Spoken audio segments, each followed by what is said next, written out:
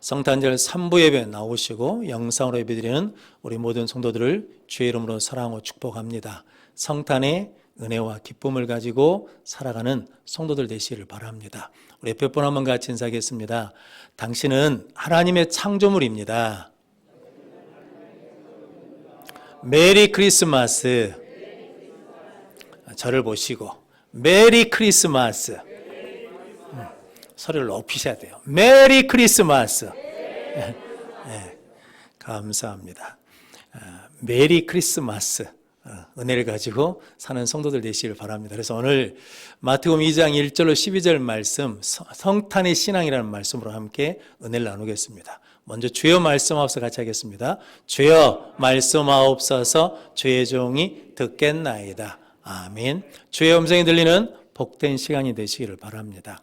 우리가 메리 크리스마스라고 인사하지 않았습니까? 메리란 말이 즐거운, 행복한 이라는 뜻입니다. 그리고 크리스란 말은 그리스도, 예수 그리스도를 말하고 마스라는 말은 예배라는 뜻이거든요. 그래서 메리 크리스마스라고 우리가 인사하는 것은 예수 그리스도가 이 땅에 탄생하신 것을 축하하며 즐거운 마음으로 예배하는 것이 성탄절이다라는 거죠. 우리가 오늘 찬양할 때 노엘 하지 않았습니까? 이것은 불어랍니다. 그래서 불어로 크리스마스라는 말이 노이라는 뜻이라는 거거든요. 성도 여러분, 성탄을 가장 기뻐하고 이 땅에 오신 예수님을 가장 축하하는 방법이 있는데 그게 뭐냐면 예배드리는 것이다 라는 거죠. 그래서 성경에 예수님이 태어났을 때 제일 먼저 찾아간 사람들은 목자들이고, 그리고 공식적으로 예배를 드린 사람들은 오늘 본문에 나오는 동방에서 온 박사들이거든요. 그래서 우리가 동방박사들이라고 부릅니다. 오늘 본문 말씀 동방박사들의 예배를 통해서 성탄의 예배가 어떤 의미인지 함께 은혜를 나눔으로 성탄의 신앙을 가지고 우리 모든 성도들이 복되게 승리하며 살아가는 성도들이 되시기를 바랍니다. 성탄의 신앙 첫 번째는 오직 예수님만 경배하라입니다. 오늘 11절 말씀 같이 읽겠습니다. 집에 들어가 아기와 그의 어머니 마리아가 함께 있는 것을 보고 엎드려 아기께 경배하고 보배압을 열어 황금과 유향과 몰약을 애물로 드리니라. 아멘. 오늘 본문 1절 말씀은 헤롯 왕 때 동방으로부터 박사들이 왔다라고 말합니다. 그 동방이 성서학자들은 바벨론 정도라고 생각하거든요. 동방에서 예루살렘까지 거리가 1600km에서 약 2400km 정도 된다 하거든요. 그러니까 서울에서 부산까지가 400km니까 왕복 2번 하는 거나 3번 하는 거리를 걸어서 혹은 낙타 타고 왔다라는 거거든요. 그런데 그들이 이렇게 먼 거리를 고생하고 힘들고 혹은 위험 있는데도 불구하고 그 먼 길을 온 이유는 오늘 2절 말씀에 유대인의 왕으로 나신 이가 어디 계시냐, 우리가 그의 별을 보고 그에게 경배하러 왔노라 라고 말씀합니다. 즉 그들은 뭐하러 그 먼 길을 왔냐면 유대인의 왕으로 나시니 그에게 예배하러 왔다라는 거거든요. 그랬더니 그 헤롯 왕과 거기에 있는 예루살렘이 그 소식을 듣고 소동하게 되었습니다. 그러자 헤롯 왕이 대제사장과 서기관들을 불러서 그리스도가 어디서 나겠느냐라고 물었거든요. 그래서 그들은 바로 알고 있었습니다. 선지자 미가가 미가서 5장 2절 말씀에 유대 땅 베들레헴에서 난다라고 말씀하셨다는 거지요. 그래서 유대 땅 베들레헴입니다 라고 그랬더니 헤롯 왕이 불러가지고 박사들에게 가서 아기에 대해서 자세히 알아보고 난 다음에 나에게 말해주면 나도 가서 예배하겠다, 경배하겠다라고 합니다. 그래서 그들이 이제 베들레헴으로 가게 되거든요. 우리는 그들이 별을 보고 왔다고 그래서 점치는 점성술가 정도로 생각하는데 실은 그러지 않습니다. 민수기 24장에 보면 한 별이 야곱에게서 나오며 라고 말씀하거든요. 그러니까 그들은 하나님의 말씀을 연구하고 믿는 사람이고, 하나님께서 누구를 보내시냐면 메시아 그리스도를 보내신다는 것을 믿고 있는 사람이니까 생명의 위협을 무릅쓰고 어디까지 왔냐면 유대 땅 예루살렘에 왔거든요. 왕으로 오신 이니까 예루살렘에 있을 줄 알고 왔거든요. 근데 별이 계속 인도해 준 것이 아니라 그 별을 보고 유대인의 왕이 나셨으니까 예루살렘에 왔는데, 그런데 들어보니까 베들레헴이라는 거거든요. 그래서 예루살렘에서 베들레헴까지는 약 10km 정도 된답니다. 그런데 그 베들레헴으로 이 동방 박사들은 경배하러 갑니다. 그런데 헤롯 왕은 안 갑니다. 그 소식을 들었는데도 안 갑니다. 그런데 대제사장과 서기관들은 성경 말씀, 하나님의 말씀에 예언된 것대로 베들레헴에서 태어난다는 말씀을 알고도 가지 않습니다. 실은 거리가 이렇게 먼 거리가 아니잖아요. 그런데도 그들은 가지 않습니다. 그런데 예배하러, 경배하러 간 동방으로부터 온 박사들만이 아기 예수를 만나게 됩니다. 하나님의 은혜를 받게 되고 하나님의 영광을 보는 것입니다. 그러면 성도 여러분, 하나님이 우리를 창조하신 목적도 이사야 43장 21절 말씀 같이 읽겠습니다. 이 백성은 내가 나를 위하여 지었나니 나를 찬송하게 하려 함이니라. 아멘. 하나님께서 내가 이 백성은 나를 위해서 지었다는 거죠. 지은 이유는 뭐냐면 나를 예배하기 위해서 지었다라고 말씀합니다. 또한 하나님이 이스라엘 백성을 애굽에서 구원하신 것도 뭐하기 위해서냐면 예배하기 위해서 구원하셨습니다.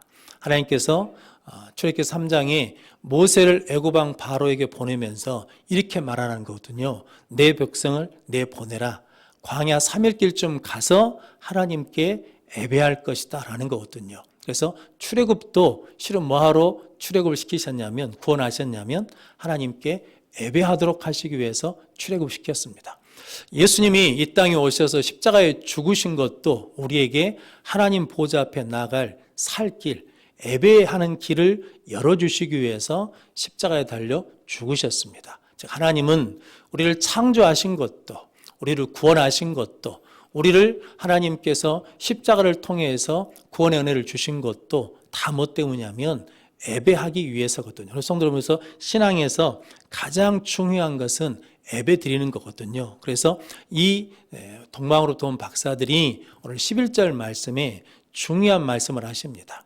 집에 들어갔더니 아기와 그 어머니 마리아가 함께 있습니다. 그들이 엎드려 아기께 경배하고 보배합을 열어서 황금과 유황과 몰약을 드렸습니다. 마리아와 아기 예수 같이 있는데 함께 예배드린 게 아니라 누구에게만 경배했냐면 아기께만 경배했다라는 거거든요. 성도 여러분, 마리아는 신앙적으로 우리가 본받고 존경할 부분이 많은 사람이거든요. 그런데 우리의 예배의 대상은 아니라는 거죠. 우리가 기도할 대상은 아니고 숭배의 대상이 아니라는 거죠. 오직 누구만이 우리의 예배의 대상이냐면 예수님만이, 하나님만이 예배의 대상이다라고 말씀합니다. 그래서 그들은 황금을 드렸다는 것은 예수님이 나의 왕입니다 라는 고백으로 황금을 드렸고, 유황은 제사 때 앞에 드리는 한계거든요. 그래서 우리의 예배자는 오직 하나님뿐이십니다. 즉 예수님은 나의 하나님이십니다 라는 고백이고, 몰약은 장례식 때 쓰는 명품이거든요. 그래서 예수님이 우리를 죄에서 구원하시기 위해서 이 땅에 오신 그리스도이십니다. 우리의 구원자입니다 라는 고백으로 예수님께 예배를 드렸습니다. 성도 여러분, 오늘 동방 박사들을 통해서 하나님 우리에게 말씀해 주시는 것은 성탄은 오직 하나님께만, 오직 예수님께만 예배드리는 것이다 라고 말씀해 주십니다. 마귀도 이걸 잘 알거든요. 그래서 마귀는 계속해서 우리가 하나님께 예배드리지 못하도록 하나님을 가리거든요. 그래서 예수님이 마태복음 4장에 시험받는 사건이 있지 않습니까? 제일 먼저 돌이 떡덩이가 되게 하는 거거든요. 예배보다 먹고 사는 일이 더 먼저라는 거죠. 성전 꼭대기에서 뛰어내리라는 거거든요. 내가 드러나는 것, 내가 인정받는 것이 더 우선이라는 거죠. 그리고 마지막으로 천하만국을 보여주면서 내게 절하면 이 모든 것을 내게 주겠다는 거죠. 즉 그때 예수님께서 사탄아 물러가라, 기록되었으되 주 너희 하나님께 경배하고 다만 그를 섬기라 하였느니라 라고 말씀합니다. 마귀는 하늘을 바라본 것이 아니라 땅의 것으로 살아라고 유혹하는데, 예수님은 하나님만 예배하면서 하나님만 섬기면서 하늘을 소망하며 살아가야 된다라고 말씀하거든요. 그럼 성도 여러분, 예배는 시험을 이기는 능력입니다. 또 우리는 반대로 하거든요. 예배에 왔다가 시험을 받으면 예배에서 멀어지거든요. 그런데 예배를 안 드리면 시험을 이길 수가 없습니다. 시험을 누가 이기느냐? 하나님 앞에 나와서 그럼에도 불구하고 하나님만 예배하는 사람, 예수가 나의 왕이요 나의 하나님이요 나의 그리스도이심을 믿고 고백하며 오직 예수께 경배하는 사람이 시험을 이기게 될 줄로 믿습니다. 성도 여러분, 우리에게 시험이 있고 어려움이 있을 때마다 사탄아 물러가라, 기록되었으되 주 너희 하나님께 경배하고 다만 그를 섬기라 했다라고 선포하며 승리하는 우리 모든 성도들 되시기를 바랍니다. 그래서 마귀는 로마서 1장 25절 말씀 같이 읽겠습니다. 이는 그들이 하나님의 진리를 거짓 것으로 바꾸어 피조물을 조물주보다 더 경배하고 섬기라. 이는 주는 곧 영원히 찬송할 이시로다. 아멘. 그들이 거짓 것들이, 즉 거짓 선지자들이, 즉 마귀가 하나님의 진리를 거짓 것으로 바꿔요. 그래서 피조물보다 조물주를 더 경배하고 섬기게 한다라는 거죠. 마귀는 자꾸 무엇을 가리냐면 하나님을 가리는 거죠. 그런데 성령 충만한 사람은 자꾸 누구를 드러낸다는 겁니까? 하나님을 드러내고 예수를 드러내는 삶을 산다는 거죠. 왜냐하면 주는 영원히 찬송받으실 분이시기 때문이거든요. 성도 여러분, 성탄절을 통해서 하나님 우리에게 말씀해 주시는 것은 성탄의 신앙은, 동방박사들의 예배는 오직 예수님께 예배하는 것이다. 오직 예수님만이 나의 왕으로, 나의 주로, 나의 그리스도로 고백하는 예배다라고 말씀합니다. 여러분들이 이 예배를 통해서 하나님 앞에 영광 돌리고 예배를 통해 주시는 은혜와 능력과 복을 누리는 성도들 되시기를 바랍니다. 그래서 예수님은 요한복음 4장 23절 말씀 같이 읽겠습니다. 아버지께 참되게 예배한 자들은 영과 진리로 예배할 때가 오나니 곧 이때라. 아버지께서는 자기에게 이렇게 예배하는 자들을 찾으시느니라. 아멘. 하나님이 찾는 사람이 있다는 거죠. 누굴 찾는다는 겁니까? 오직 하나님께 영과 진리로 예배한 사람을 찾으십니다. 하나님은 예배를 통해서 복을 주십니다. 예배를 통해서 능력을 주십니다. 성도님들이 성탄절을 맞이해서 이제 우리도 오직 예수님만 경배하겠다라고 선포하며 다짐하며 나가는 우리 모든 성도들 되시기를 바랍니다. 성탄의 신앙 두 번째는 순종의 길을 가는 것입니다. 오늘 12절 말씀 같이 읽겠습니다. 그들은 꿈에 헤롯에게로 돌아가지 말라 지시하심을 받아 다른 길로 고국에 돌아가니라. 아멘. 이제 동방박사들이 예수님께 보배합을 열어서 황금과 유황과 몰약을 드렸습니다. 그리고 난 다음에 그들이 이제 돌아가는데 하나님께서 헤롯에게로 돌아가지 말라고 말씀하셨다는 거죠. 그래서 그들이 다른 길로 고국에 돌아갔다. 순종의 길을 갔다라고 말씀합니다. 헤롯 왕이 뭐라고 말했습니까? 악에 대해서 자세히 알아보고 나에게 와서 말하라는 거죠. 그럼 나도 가서 뭐 하겠다는 겁니까? 경배하겠다는 거죠. 또 우리는 그 말이 거짓말인 걸 알죠. 뭐 하려고 그렇게 말한 겁니까? 내가 왕인데 새로운 왕이 있다니까 그걸 죽이겠다는 거죠. 그런데 동방박사들은 하나님의 말씀에 뭐 했더니? 순종했더니 예수의 생명, 아기 예수의 생명을 구하게 되고 그 헤롯 왕의 악한 책략에 넘어가지 않고 그 악한 일에 참여하지 않게 되었다는 거죠. 성도 여러분, 우리가 예배를 드리고 나면 반드시 뭐 해야 된다는 겁니까? 순종의 길을 가야 유혹을 이길 수 있고 시험을 이길 수 있고 끝까지 믿음의 길을 갈 수 있다라고 말씀합니다. 여러분들이 늘 하나님의 은혜 가운데 예배를 드리고 난 다음에 순종하는 성도들 되시기를 바랍니다. 성탄의 역사도 실은 순종의 역사거든요. 마리아에게 하나님의 천사가 와가지고 은혜를 받은 자여 평안할지어다 네가 아들을 낳을 것이다 라는 거죠. 그때 마리아가 나는 남자를 모릅니다.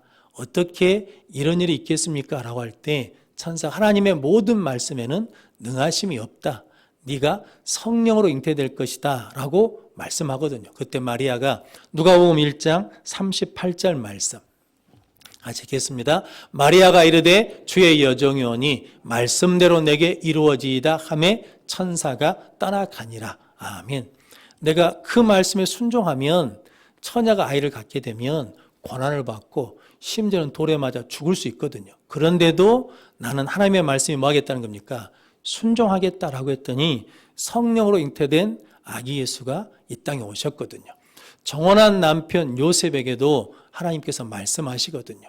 요셉이 마리아가 잉태한 걸 알고 가만히 끊고 자거든요. 그런 의로운 사람이기 때문이거든요. 그랬더니 그것을 생각할 때 주의 사자가 나타나가지고 마리아 데려오는 것을 두려워하지 말라는 거죠. 그는 성령으로 잉태된 것이다. 그래서 아들을 낳으니 이름을 예수라 하라고 그러거든요. 그때 마태복음 1장 24절로 25절 말씀 같이 읽겠습니다.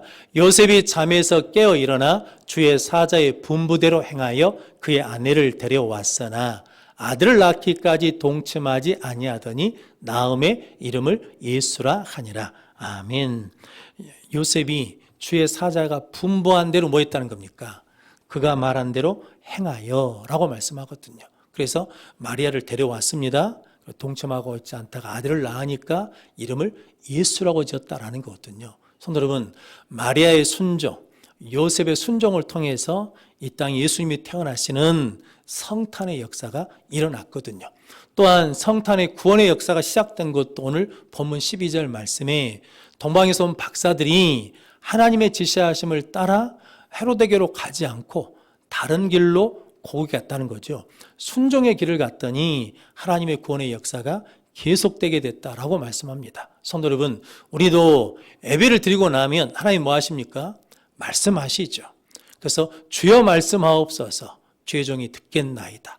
예배에 집중해서 하나님의 말씀을 들으면 우리가 하나님의 말씀대로 순종의 길을 가면 우리에게도 구원의 역사는 나타날 것이고 하나님의 능력의 역사는 더 풍성하게 나타나게 될 줄로 믿습니다. 그런데 마귀는 우리가 순종하지 못하도록 하거든요. 첫째 범죄도 뭐 때문에 일어났습니까? 선악과를 따먹지 말라는 하나님의 말씀에 불순종하도록 유혹하잖아요. 선악과를 따먹어서 뭐냐면 하나님에게서 멀어졌습니다. 그리고 멀어졌더니 은혜가 없지요. 기쁨이 없죠. 능력이 적어졌습니다. 성도 우리도 마찬가지거든요. 예배를 드리고 나면 하나님의 말씀에 뭐해야? 순종해야 하나님의 능력을 덧입게 되고 은혜를 덧입는 복된 역사가 일어날 줄로 믿습니다. 성경에 사울왕은 점점 약해집니다. 다윗은 점점 강해집니다. 그 이유는 뭐 때문입니까? 사울은 하나님의 말씀에 불순종합니다. 그래서 사무엘 선지자가 순종이 제사보다 낫고 듣는 것이 번제보다 낫다라고 책망하거든요. 성도 여러분, 하나님의 말씀을 버렸기 때문에 하나님께서 왕을 버려 왕이 되지 못하게 하셨다라는 거죠. 하나님께서 불순종하니까 점점 약해지는 거죠.